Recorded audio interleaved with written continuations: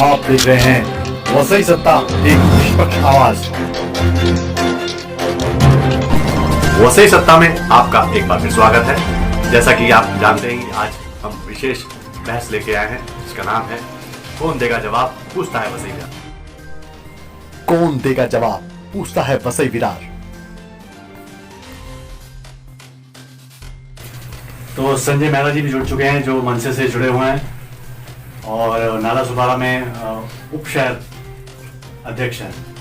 तो उनसे भी जानते हैं कि जो नाला सुपारा में वसई में अवैध निर्माण 25-30 सालों से लगातार चलता आ रहा है, आज भी चल रहा है, उसका दोषी वो किसे मानते हैं और ये कब तक जारी रहेगा, इसको कोई रोकेगा भी या यूं ही बर्बाद होता रहेगा वसई विरार?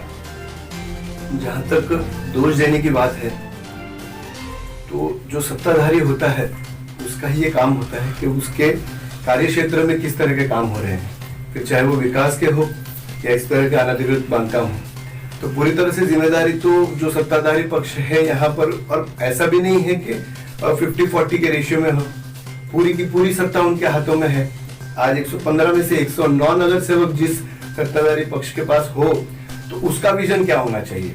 जिस तरह से महाराष्ट्र का विजन हमारे राज साहब ने लेकर चले हैं, आप प्रतिदिन उनकी जो महाराष्ट्र के प्रति जो उन्होंने एक संकल्पना दी है कि इस तरह का महाराष्ट्र होना चाहिए, तो जब उनके हाथों में ये वसई विरार की सत्ता थी, आज 2009 में जब महानगर पालिका इन्होंने करके ली और उसका एक उद्देश्य यही था कि फंड्स आए और फंड्स के माध्यम से हम हमारे वसई विरार नाला सुपारा को और विकसित करें, मगर उस तरह का कुछ भी आज तक नहीं देखने को मिला है।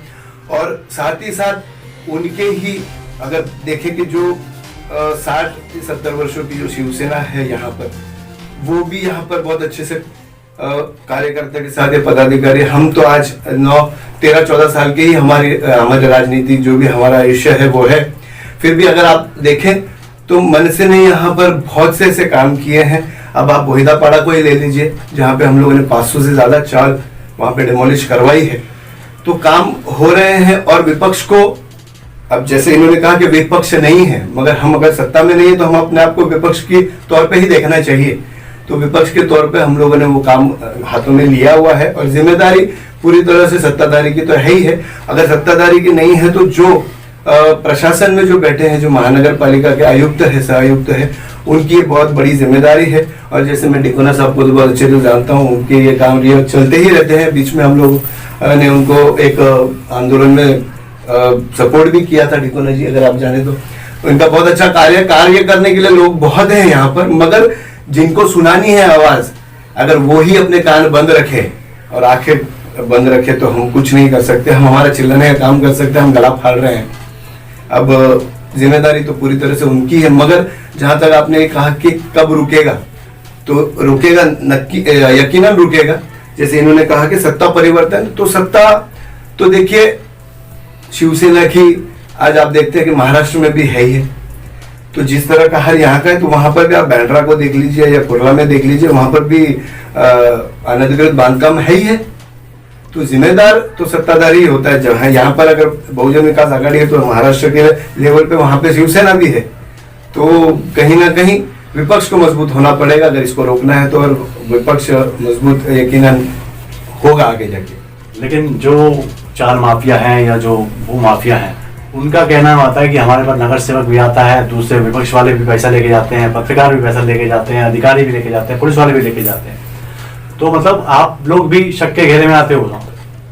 नहीं, शक के घेरे में तो हर कोई होता है, पत्रकार आप भी है, मगर आप यहाँ पर हमको बिठा के डिबेट कर रहे हैं। और यहाँ पर हमारा आने का कारण भी यही है कि अनधिकृत बांधकाम या बिल्डर लॉबी के बारे में कोई भी ये चीज करना नहीं चाह रहा है, रिपोर्ट कोई नहीं कर रहा। लेकिन ये मैं सभी वक्ताओं की बात सुन रहा था और एक ही बात, उसका निष्कर्ष एक निकल रहा है कि सत्ता पावर जिनके पास है वो उस हिसाब से करेंगे। और सभी जानते हैं कि ये 30 साल से ये जो अवैध निर्माण चल रहा है उसको किसका संरक्षण प्राप्त। तो इसका मतलब ये मान लिया जाए कि बहुजन विकास आघाड़ी, फिलहाल आप भी जानते हैं, मैं भी जानता हूँ, सब जानते हैं कि अभी 5-10 साल इनको हिलाना मुश्किल है।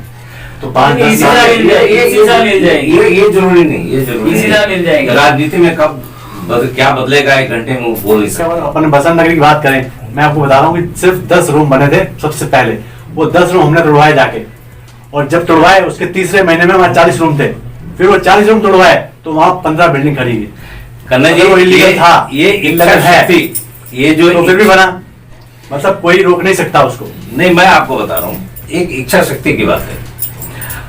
अभी मुझे बताइए कि जो अवैध निर्माण हो रहा है, उस बिल्डर पर तो कार्रवाई हो गई, उसकी सजा जो नागरिक, जो गरीब आदमी जो कम पैसे में खरीदता है, उसको मिल गई। ये MRTP लग गया, चाहे जेल हो गया, चाहे मुकदमे हो गए, जो भी हो गया, ये 2 जन पर हुआ। लेकिन मुझे एक केस ऐसा बता दीजिए कि जिसकी जो जमीन का मालक है उस पर कोई कार्रवाई हुई क्या? नहीं हुई।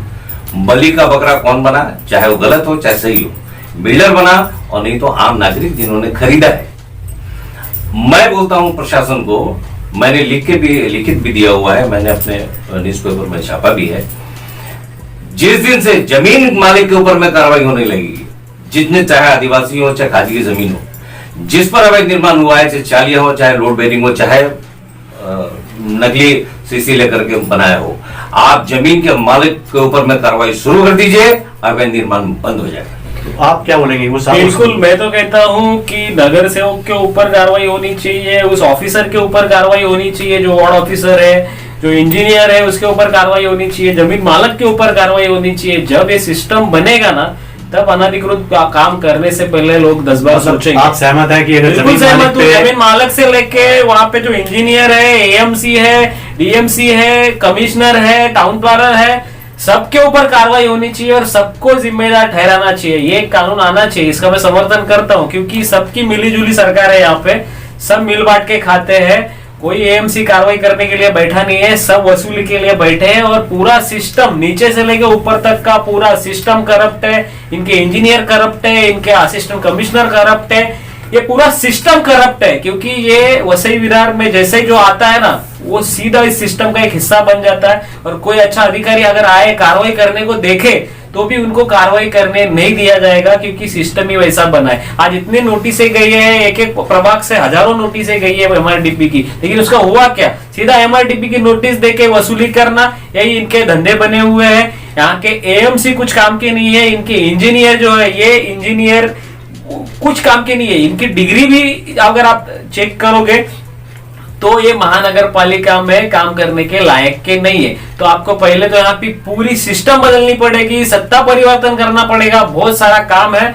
वो जब होगा तब जाके यहाँ पे इलीगल कंस्ट्रक्शन रुकेंगे, थोड़े बहुत कम होंगे। अदरवाइज वसई विरार को डूबने से, जैसे कि अभी आप देख रहे हो 3-4 सालों से कंटिन्यू वसई विरार डूब रहा है, पानी में जा रहा है। कि क्यों हुआ है? क्योंकि जगह जगह पे भरनी हुई है, मिट्टी भरा हुआ है, नालों नदी नालों का जो रोक है वो मोड़ा गया है, उनके ऊपर कंस्ट्रक्शन हुए है। आज हाईवे पे अगर देखोगे आप, पेल्लार से लेके आप चिंचोटी तक इतने अनधिकृत गाले बने हैं, पेड़ काट के, डोंगर काट के, वहां पे माटी का भराव करके, नदी का आप क्या कहेंगे संजय जी? ये पूरा काम रोकना चाहिए। भूमिपुत्र जो है यहाँ पे, जिनकी जमीनें हैं, जिन पर अवैध निर्माण बनते हैं, वो कितने जिम्मेदार है इसके लिए?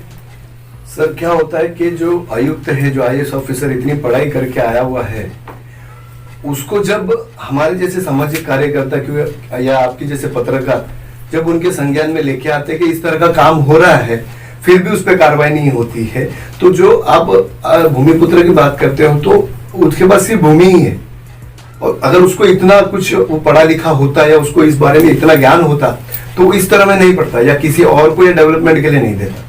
अब उसके लिए होता है कि डेवलपमेंट एग्रीमेंट हो जाता है, कुछ पैसे मिल जाते हैं, तो अपना जो उनके जब घर देखोगे ना आप भूमिपुत्रों के, तो उनके खुद के घर गिरने वाली परिस्थिति में होते हैं। और आज के वक्त में अगर कोई अपने आप को थोड़ा सा अपग्रेड करने की कोशिश करता है तो उसके लिए पैसा चाहिए। अब वो चाहता है, उसको नहीं पता होता है क्या हो रहा है, वो अपने नॉलेज के हिसाब से वो भी अपनी जगह अगर किसी को दे रहा है तो किसी जानकार व्यक्ति से ही बात करके, अपने वकील से बात करके देता है।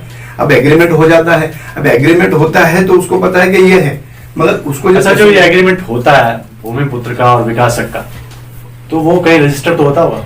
बिल्कुल रजिस्टर होता है, डेवलपमेंट एग्रीमेंट रजिस्टर करना ही चाहिए। लेकिन जब जो अनाधिकृत बांधकाम है उनके किसी के भी डेवलपमेंट एग्रीमेंट रजिस्टर नहीं है, सीधा 100 रुपए 500 रुपए के स्टैम्प पेपर पे नोटरी करके बना लेते हैं। और जो डेवलपमेंट एग्रीमेंट रजिस्टर होता है उसपे मैक्सिमम आप बिल्डिंग ही खड़े होती है और उसमें लीगली होता है। बट जो नोटरी बना के होते हैं, 100 रुपए के स्टैम्प पेपर पे होते हैं, उस पे मैक्सिमम आपको इलीगल कंस्ट्रक्शन ही दिखेंगे। सर देखो, मैं एक बात बताता हूँ, अगर मैं जमीन का ओनर हूँ, मैं भूमिपुत्र हूँ, और मेरे जमीन के ऊपर अगर इलीगल कंस्ट्रक्शन हो रहा है और नोटिस मुझे आ रही है महानगर पालिका से, तो मेरी जिम्मेदारी क्या है?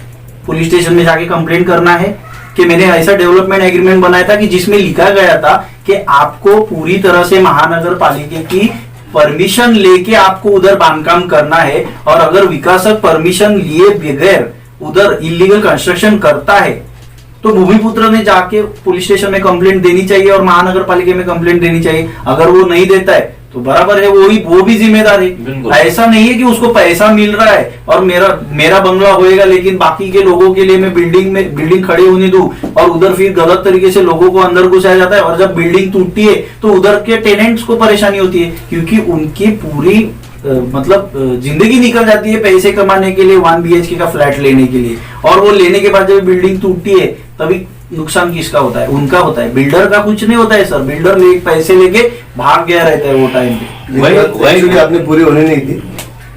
कुछ भी हो जाए, IS ऑफिसर है, पुलिस स्टेशन में जाओ तो आपके पास कमिश्नर है, PI जैसे भी दाते साहब कमिश्नर होके आए हैं। आप कोई भी कंप्लेंट लेके एक स्थानीय पुलिस स्टेशन में अगर जाते हैं, वहां पर अगर आपकी सुनवाई नहीं होती है तो आप फिर DCP SP ऑफिस ऐसे करते करते जो संविधान ने हमें जो दिए हैं, चलन जो दिया है उस हिसाब से आप चलते हैं। अब कमिश्नर के पास भी जाके अगर आपकी कंप्लेंट का कोई निवारण नहीं होता है तो फिर उस में आप क्या कर सकते हैं? तो उसी तरह से पूरी तरह से जो जिम्मेदार जो है वो हमारे जो आयुक्त जो आए हुए हैं, जिनको ये कार्रवाई करनी चाहिए मगर वहां से होती ही नहीं है। होता ऐसा है कि वो बेचारा जगह दे देता है, विकासक आता है, काम करना शुरू करता है, होता है कि या तो ground+2 या ground+4 जहाँ का हमारे भूमि यहाँ का जो परमिशन की बात मैं कर रहा हूँ, तो फिर वो होने के बाद में जब वो उनका एग्रीमेंट पूरा हो जाता है, फिर जब होने लगता है तो क्या होता है कि विकासक और ये दोनों के बीच का एग्रीमेंट होता है। अगर कार्रवाई होती है तो दोनों पे भी होगी, ये कायदा ही है। मगर होता है जो कायदा लगाने वाला ही व्यक्ति नहीं लगाता है उसको, तो हम किसको दोष देंगे? दोष तो मैं पूरी तरह से देना है इसमें, तो मैं पूरी तरह से दूंगा, आयुक्तों को दूंगा जिसका काम है ये, वो उनसे नहीं हो रहा है। और आयुक्त भेजा है गया है राज्य सरकार से हमारे, और वो राज्य सरकार को कभी अगर उस पर होल्ड नहीं है तो फिर हम किसी को दोष नहीं दे सकते, ये यूं ही चलता रहेगा। या तो फिर हम जैसे लोगों को हथौड़ा लेके वो बिल्डिंग तोड़नी होगी, और वो आपको पता है कि ये मुमकिन नहीं है। अगर आपने सुना रहेगा तो मैं फिर से बोलता हूँ, सत्ताधारी पक्ष हो या विपक्ष हो, क्या ये कानून चलाते हैं? परफेक्ट। कानून किस चीज से चलता है? संविधान से चलता है।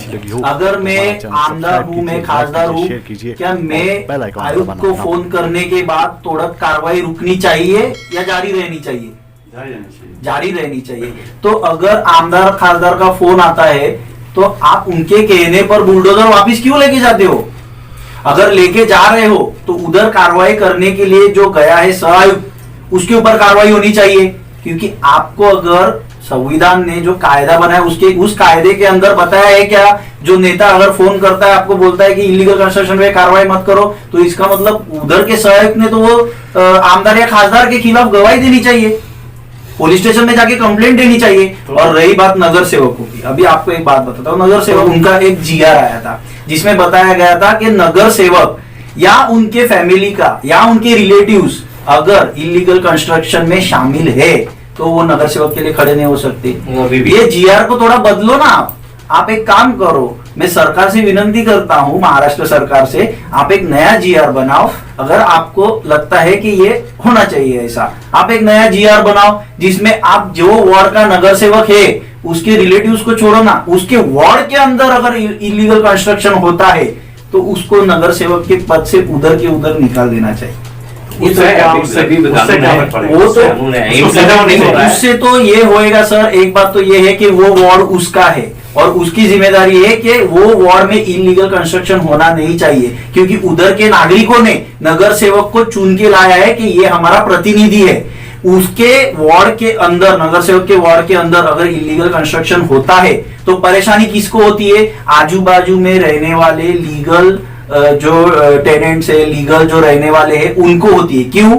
इलीगल कंस्ट्रक्शन होता है तो उसमें टाउन प्लानिंग का कोई हाथ नहीं रहता है। परमिशन अगर दी ही नहीं है तो रेड्डी का नाम लेके कुछ फायदा नहीं है इधर, क्योंकि रेड्डी ने परमिशन ही नहीं दी है तो वो बोलेगा मैंने परमिशन नहीं दी है, इलीगल काम चले। वो आयुक्त का काम है, आयुक्त ने इलीगल कंस्ट्रक्शन पे कार्रवाई करनी चाहिए। और दूसरी बात सर, अगर उधर अवैध निर्माण होता है नगर सेवक के वार्ड में तो उसके लिए गटर का प्रोविजन, वो जो कचरा आएगा उसका प्रोविजन, बारिश में जो पानी आएगा, जो बारिश में पानी गिरता है जिसके लिए प्रॉपर गटर्स बनाए गए हैं, ये इलीगल कंस्ट्रक्शन करने वाले उसी गटर में पानी अपना गटर ज्वाइन कर देते हैं तो बारिश का पानी भी नहीं निकल पाता है। इसके लिए ये जो फ्लडिंग होता है वो इसी वजह से है कि इलीगल कंस्ट्रक्शन हुए, उसमें भरनी हुई है, इलीगल अवैध तरीके से उत्खनन किया गया है, मिट्टी का भराव किया गया है, तो पानी जाने के लिए रास्ता ही नहीं है।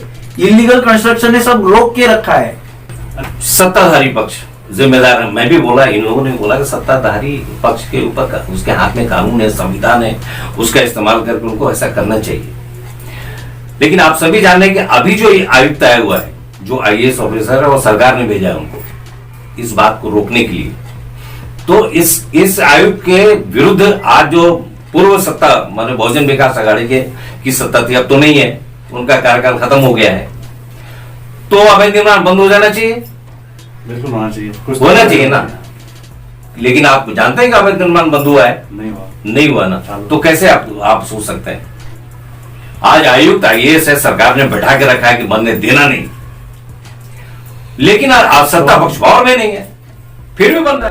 वसई विरार शहर महानगर पालिका या वसई तालुका या पालघर डिस्ट्रिक्ट का आप क्षेत्र लीजिए, तो यहाँ पे सालों से लाखों की संख्या में अवैध निर्माण हुआ है और इस अवैध निर्माण को हर एक राजनीतिक दल जिम्मेदार है, सभी को इसका हिस्सा पहुंचता है, ये मेरा स्पष्ट आरोप है। जो चाहे वो सांसद हो, विधायक हो, नगर सेवक हो, उनको जब तक पैसा नहीं पहुंचता है तब तक एक ईंट तक नहीं लगती है और नहीं लग सकती। तो वो उसका जवाब दे कि ये कैसे बना। उन्होंने कभी अपना शहर खूबसूरत रखने के लिए, जाहिर सी बात है जब अवैध निर्माण होता है तो शहर बदसूरत बन जाता है, तो शहर की खूबसूरती रखने के लिए इन्होंने कभी प्रयास किए क्या? इन्होंने कभी अवैध निर्माण नहीं होना चाहिए इसलिए इन्होंने कभी प्रयास किए, इन्होंने शिकायतें की प्रशासन को कि इसके ऊपर कार्रवाई करो। इनकी देखरेख में और संरक्षण में सारा खेल हो रहा है इतने सालों से। इसका मतलब ये है जो प्रशासनिक अधिकारी IAS ऑफिसर वगैरह जो आते हैं अपने आयुक्त वगैरह, तो वो कुछ कार्रवाई क्यों नहीं कर पाते? वो भी बिक जाते हैं या क्या? बिल्कुल डर जाते हैं या बिक जाते हैं? बिक जाते हैं। उन दहशत में भी रहते हैं, पैसा भी उनको भी मिलता है। ये सारे के सारे शामिल है मंत्रालय तक। मेरा तो स्पष्ट आरोप है, कोई आके मेरे ऊपर केस करे बिंदास से एकदम, मंत्रालय तक इसका पाई का हिसाब जाता है। हर एक निर्माण जो बनता है अवैध निर्माण, उसका सीधा कनेक्शन मंत्रालय तक हो रहता है और हर एक पैसे का हिसाब पहुंचता है।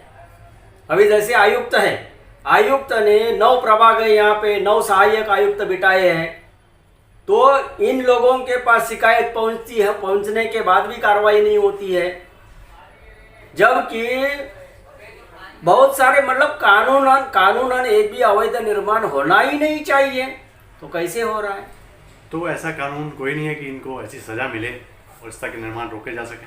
बिल्कुल है, बिल्कुल कानून है, तो लेकिन इसमें सभी का स्वार्थ है, तो वो कहाँ से कानूनन कार्रवाई कैसे करेंगे? जब पैसा उनको मिल रहा है तो कार्रवाई होगी नहीं। अभी बहुत सारे केसेस गए हुए हैं, हाई कोर्ट में केसेस चल रहे हैं, लेकिन वहाँ भी सारा खेल चल रहा है पैसे का, उसमें भी एक्शन नहीं होता है। हाई कोर्ट के आदेश है, महानगर पालिका को हाई कोर्ट ने कई आदेश दिए हुए हैं, उसके ऊपर अमल नहीं हुआ है, तो अभी पूरे के पूरे हम फाइल निकाल रहे हैं सब। मतलब अपनी कानून व्यवस्था भी लचर है, वो भी एक कारण है। बिल्कुल बिल्कुल बिल्कुल। अभी हम जो तैयारी कर रहे हैं आप इसको नोट डाउन कीजिए और पूरा उसमें आप बाद में भी हमको पूछ सकते हैं। हम पूरा तैयारी ऐसा धमाकेदार कर रहे हैं कि इनको एक्सपोज करना है पूरी तरह। अभी देखिए यहाँ पे बहुत सारे आपले सरकार एक सिस्टम है, सिस्टम में एक आपले सरकार का हिस्सा है जो सरकार ने बहुत बखूबी तैयार करके रखा है। लोगों के सामने आप अपनी शिकायत करो। भ्रष्टाचार निर्मूलन समिति है, जिला स्तरीय तालुका स्तरीय भ्रष्टाचार निर्मूलन समिति है, जिला स्तरीय भ्रष्टाचार निर्मूलन समिति है। यहाँ पे लोगों को शिकायतें करनी चाहिए, कार्रवाई 100% होती है। यह हमने देखा है, कार्रवाई होना ही होना है। तो हम ऐसे आने वाले समय में हजारों फाइल हम आपले सरकार भ्रष्टाचार निर्मूलन समिति ये जो इसमें हम डाल देंगे और उनको प्रशासन को कार्रवाई करना ही पड़ेगा। मतलब इसमें जिम्मेदार आप जो है सत्ता पक्ष और विरोधी पक्ष, राजनीतिक सारे सत्ता पक्ष, विपक्ष, प्रशासन, ये सारा का सारा पैसे का खेल है और मंत्रालय तक सारा पैसा जा रहा है। ये तो इसमें कोई डाउट नहीं है। अनिल जी आप बताइए कि कौन जिम्मेदार है, क्या ये सुधार हो सकता है? 10 सेकंड। बिल्कुल, मैं कहूंगा कि इसके सत्ताधारी पार्टी इसके लिए जिम्मेदार है और यहाँ की जो व्यवस्था है मतलब प्रशासनिक व्यवस्था वो इसके लिए जिम्मेदार है। चाहे वो महानगर पालिका हो, तहसील कार्यालय हो, ये सारे के सारे मिलके इस वसई को लूट रहे हैं और इस वसई को बर्बाद कर रहे हैं। 10 सेकंड में संजय जी। यकीनन सत्ताधारी इसके लिए जिम्मेदार है और साथ ही जो कायदा लगाने वाले जो आयुक्त हैं और जो भी प्रशासन में है उनका ही ये काम है।